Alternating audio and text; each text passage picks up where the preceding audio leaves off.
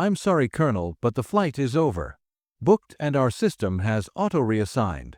Your seat you're on standby, we can't guarantee you'll get on this flight. The gate agent's voice was flat, devoid of empathy, her eyes already scanning for the next passenger. Colonel James Jim Harrion, 88, a Medal of Honor recipient, stood clutching his boarding pass, the one that clearly showed a confirmed seat. He was on his way to his granddaughter's Air Force Academy graduation standby, but this ticket was purchased 6 months ago. My family is waiting. The agent just shrugged. Next in line, please. 9 minutes later, as the final boarding call echoed, a line of imposing black SUVs, lights suddenly flashing, rolled onto the tarmac, forming an unyielding barrier in front of the waiting aircraft. If you believe honor outranks algorithms, type respect below. Colonel James Jim Harrigan, USAF, retired, was a man who had touched the sky and walked through hell. His slight stoop and the tremor in his hands were deceptive beneath the gentle wear of 88 years. Was a core of tempered steel. He had flown perilous reconnaissance missions over enemy territory, his aircraft riddled with flak, his courage unwavering, his Medal of Honor earned for an act of valor so extraordinary it bordered on the unbelievable. Landing his crippled bomber to save his crew despite being grievously wounded himself was not something he displayed or spoke of. It lived in a small, unassuming case in his study, a quiet testament. He lived a simple life now in a small town, his days filled with tending his late wife's garden and mentoring young cadets at the local Civil Air Patrol Squadron. Today was a day he had anticipated with immense pride. His eldest granddaughter, Emily, was graduating from the Air Force Academy, following in his footsteps. He wouldn't miss it for the world. His family had pulled their resources to buy him a direct confirmed ticket on Alliance Air, ensuring he'd arrive with plenty of time and minimal stress. He arrived at the bustling regional airport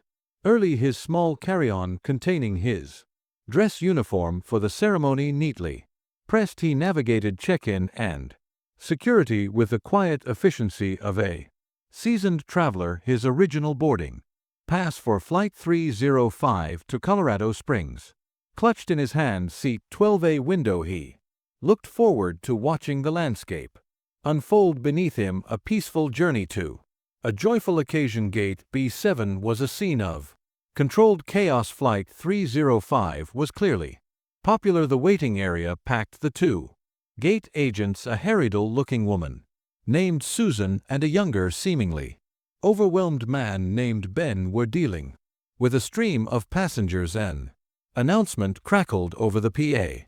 Attention passengers for Alliance Air Flight 305 due to a last-minute equipment substitution with a smaller aircraft. This flight is now overbooked. We are seeking volunteers to take a later flight in exchange for a travel voucher and hotel accommodation. Jim's heart sank a little. He'd heard these announcements before. He approached the counter when the priority boarding for unformed military was called, presenting his boarding pass and military retiree ID. Susan, the senior agent, took his pass, scanned it, and frowned. Her fingers flew across the keyboard. "Colonel Harrion," she said, her voice tight with stress, not looking up. "There seems to be an issue with your seat assignment due to the aircraft change and the overbooked situation." "An issue?" Jim asked calmly. "My seat 12A was confirmed." Susan finally looked up, her expression one of strained patience. "Yes, sir, it was, but with the smaller aircraft we've had to reallocate seating. The flight is completely full and, unfortunately, our system has automatically moved several passengers to standby status based on check-in time and fare class. You are now on the standby list." She handed him a new flimsy slip of paper that read, "Standby." Standby. Jim was incredulous. "But my ticket was purchased months ago. I'm traveling to my granddaughter's Air Force Academy." Graduation, it's today, I must be on this flight. His voice, though quiet, held a note of urgency. Susan sighed, the sound of 1,000 passenger complaints compressed into one weary exhalation. Sir, I understand it's important to you, but the flight is full. Overbooked. Many people have important reasons to travel. She didn't acknowledge his granddaughter's graduation, didn't ask for details. He was just another problem to be managed. Our system automatically prioritizes based on a number of factors, and unfortunately your booking code has resulted in a standby status in this overbooked scenario. My booking code, Jim repeated, trying to keep his voice even. This is a fully paid, confirmed ticket, and I am a retired Air Force colonel, a Medal of Honor recipient, traveling to an official Air Force event.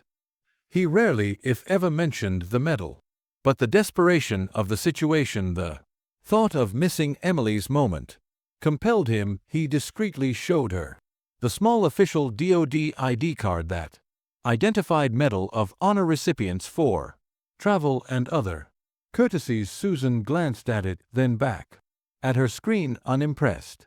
Sir, with all due respect, she said, her tone implying little respect at all. Many passengers have distinguished backgrounds. The computer doesn't differentiate for past honors when it comes to operational reassignments. It's an algorithm. You are on standby. If a seat opens up due to no-shows, we will call your name. Otherwise, we can try to get you on the next available flight, which unfortunately isn't until tomorrow morning. Tomorrow morning would be too late. The graduation was this afternoon. Ben, the younger agent, looked deeply uncomfortable, shifting his weight and avoiding eye contact with Jim. He seemed to want to say something, but was clearly intimidated by Susan's rigid adherence to her script. There must be something you can do. Jim pressed, his voice now edged with a rare desperation. Isn't there a manager I can speak to, someone who can override this?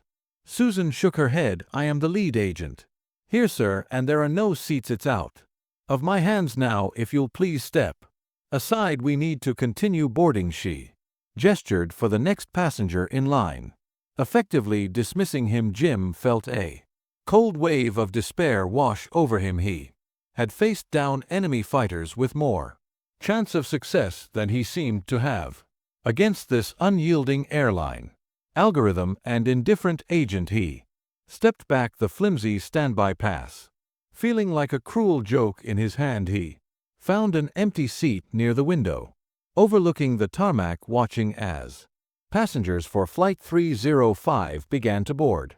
The aircraft parked at the gate. His aircraft, the one that was supposed to take him to Emily. As Jim sat there, the weight of disappointment crushing, he remembered a small, almost forgotten detail years ago after a particularly frustrating travel experience while unofficial military business. A sympathetic, high-ranking Pentagon official had given him a discreet contact card. It wasn't for customer service, it was a direct line to the Department of Defense's Distinguished Visitor and Protocol Liaison Office, a small, powerful unit tasked with facilitating travel and resolving logistical snags for very high-level military personnel and recipients of the nation's highest honors, especially when their travel was tied to official or semi-official duties. He'd never used it, never imagined needing to for personal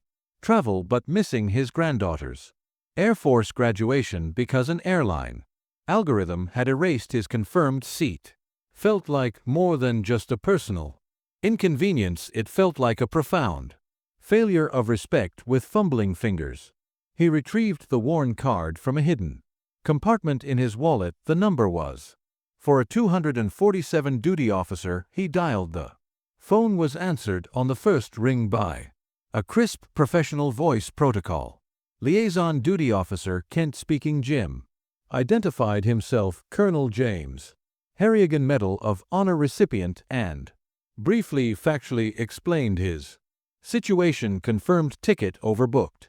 Flight due to equipment change bumped to standby by Alliance Air at Gate B7.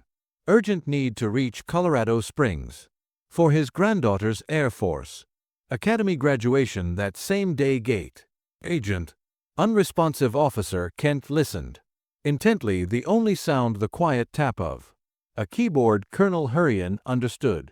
Sir, please confirm your flight number and current location at the gate and the name of the airline, please. Jim provided the details. Colonel, please remain at Gate B7. Do not leave the gate area. This is being escalated immediately to flag officer level within DoD liaison, and with the FAA you will be contacted directly or the situation will be resolved on site within 10 minutes. Please accept our apologies for this unacceptable situation, sir. The line disconnected. Jim wasn't sure what to expect. Flag officer level FAA. It sounded almost too dramatic. He watched as the last few passengers boarded Flight 305. The gate agents were preparing to close the door. His hope dwindled. 7 minutes passed, then 8. The jet bridge began to retract precisely 9 minutes after Jim Harrigan's call, just as the boarding door to Flight 305 slammed shut and the ground crew began to remove the chocks. A new kind of activity erupted on the tarmac, visible through the large gate windows, not the usual dance of baggage handlers and fuel trucks. This was different. 3 sleek black SUVs, the kind favored by federal agencies with tinted windows and discreet government plates, drove directly onto the active runway apron. Lights flashing, not emergency strobes, but official authoritative pulses. They moved with a speed and precision that scattered startled ground crew and brought a baggage train to a screeching halt. The SUVs didn't head for a terminal. They drove directly towards the Alliance aircraft at Gate B7, forming a neat, unyielding line that physically blocked its path from pushing back. Simultaneously, airport security vehicles began converging, their own lights now flashing their occupants clearly bewildered by this unscheduled high-level intrusion onto a secure area. The pilot of Flight 305, visible in the cockpit, was on his radio, his expression one of utter confusion and then dawning alarm. Inside the terminal at Gate B7, Susan and Ben stared out the window, mouths agape. Passengers already on the plane peered out, murmuring, pointing. The quiet hum of the airport was replaced by an electric tension from the lead SUV. 2 men in dark suits and earpieces emerged. They didn't approach the aircraft. Instead, they walked briskly towards the gate entrance, their movements all business. One spoke urgently into his wrist communicator, the airport's PA system, which had been playing boarding announcements for other flights, suddenly crackled. Alliance Airgate B7, please hold your aircraft. Alliance Airgate B7, hold your aircraft. Federal authorities are on site. Await instructions. The 2 men in suits entered the gate area, their eyes scanning the room until they located Colonel Hurrian. They approached him respectfully. Colonel Harrigan, Special Agent Davies, Department of Defense Protocol Office.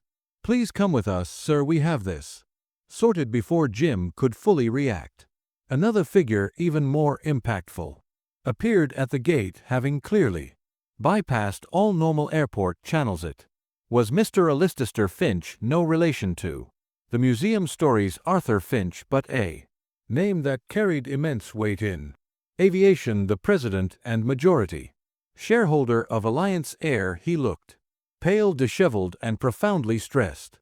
His tie askew, his usually immaculate suit rumpled as if he'd been summoned from an important meeting. With extreme prejudice, he was flanked by the airport director and several senior Alliance Air executives, all looking equally grim. Mr. Finch ignored his own staff, ignored the DoD agents, and strode directly to Colonel Harrigan. Colonel Finch began, his voice tight with a mixture of apology and controlled fury. Directed elsewhere, sir, I have just been made aware in no uncertain terms by a rather persuasive 4-star general at the Pentagon of the monumental, unforgivable lapse in judgment and protocol that occurred at this gate regarding your travel today. He shot a venomous glare toward Susan and Ben, who both looked as if they wanted the floor to swallow them. There are no excuses, none, that you, a recipient of the Medal of Honor, traveling to honor your granddaughter's service, were treated with such bureaucratic indifference and disrespect by my airline is a stain I will personally ensure is scrubbed clean. He took a deep breath. Flight 305 is being held for you, Colonel. You will be on that flight. You will be in first class. If we have to remove a paying passenger or one of my own executives who might be on board, it will be done. Your original seat, or better, will be yours. He then turned to Susan, his voice dropping to a dangerously quiet level. Miss Agent, your understanding of priority, respect, and federal law regarding courtesies for Medal of Honor recipients appears to be catastrophically deficient. You and your immediate supervisor will be meeting with my Vice President of Operations and our Chief Legal Counsel before your shift ends. Bring your union representative. Susan visibly trembled. Ben looked utterly wretched. Colonel Harrion was personally escorted onto Flight 305 by Mr. Finch himself, along with the 2 DoD agents. A first-class seat was indeed made available. Reportedly, a company executive was discreetly moved. The flight attendants, now fully aware of who their passenger was, treated him with a level of difference that bordered on reverence.